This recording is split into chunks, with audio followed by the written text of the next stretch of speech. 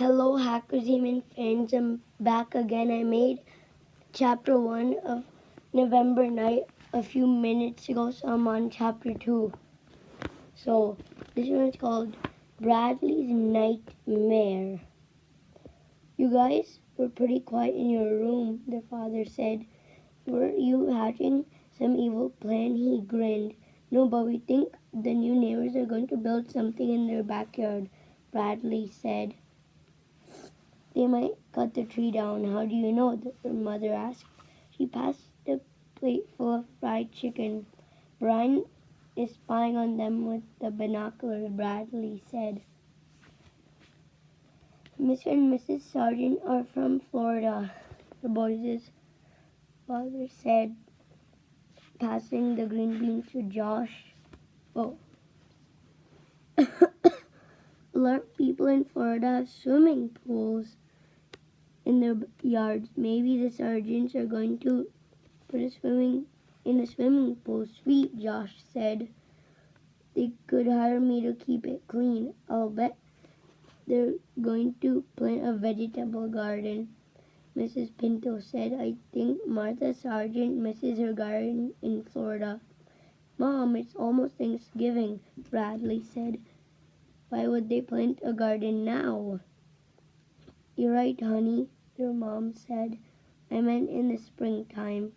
Good, maybe she'll give us some of her vegetables, Mr. Pinto said. No way, Josh said. We don't need any more vegetables in this house. Mom makes us eat too many already. One of these days I'm going to turn green, like Kermit the Frog, Bradley said, grinning at Josh. I should invite them over for a meal, their mother said. I think Martha and Rolf, Mr. Kids and Grandkids, just to invite their dog. Josh said he'll eat us. After supper, Bradley and Brian went upstairs. Brian stepped into the bathroom and Bradley went into their bathroom and picked up his book. I can't wait for Thanksgiving, he said. Only a few more days. Me too, Brian said. He came out of the bathroom, wiping toothpaste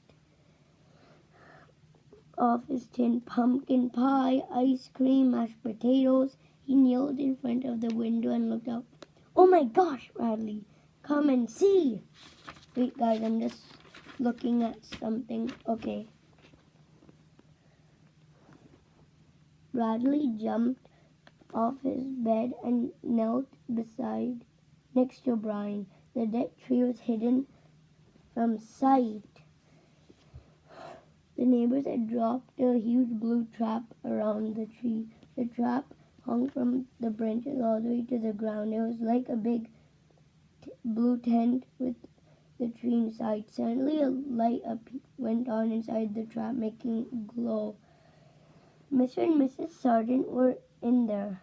Bradley could see their sheep moving around. I don't think they're building a swimming pool, Brian whispered, and they're not making a garden either, Bradley said. So what are they doing?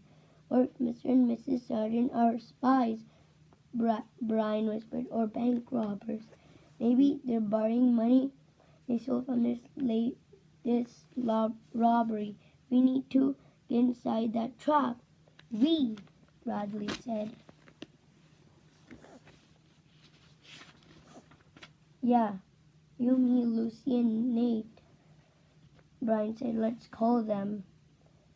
Lucy Armstrong was a cousin of Josh's friend Dink. She was staying with Dink's family for a year while her parents worked on a Native American reservation in Arizona. Oh, by the way, here's the picture. Nick's older sister, Ruth Rose, was Josh's other best friend. His family lived next door to Dink's. All the kids were friends. Bradley looked at the clock. It's too late to call, he said, but we'll see them tomorrow morning at school. He changed into his pajamas. There's something weird about our new neighbors, Brian said, and we're going to find out what. Bradley fell asleep thinking of what could be going on inside the strange blue trap. He dreamed that he was climbing over the fence to get a closer look. Suddenly, the giant black dog appeared out of the night. It leaped on Bradley and started to. Bradley woke up screaming. "It's only a nightmare," he whispered to himself. It had seemed so real. Bradley closed his eyes and thought about Thanksgiving, pumpkin pie, and ice cream. Finally, he went back to sleep. So guys, that was chapter 2 of November, and I hope you enjoyed my video. See you next time, hackers, even friends. Bye!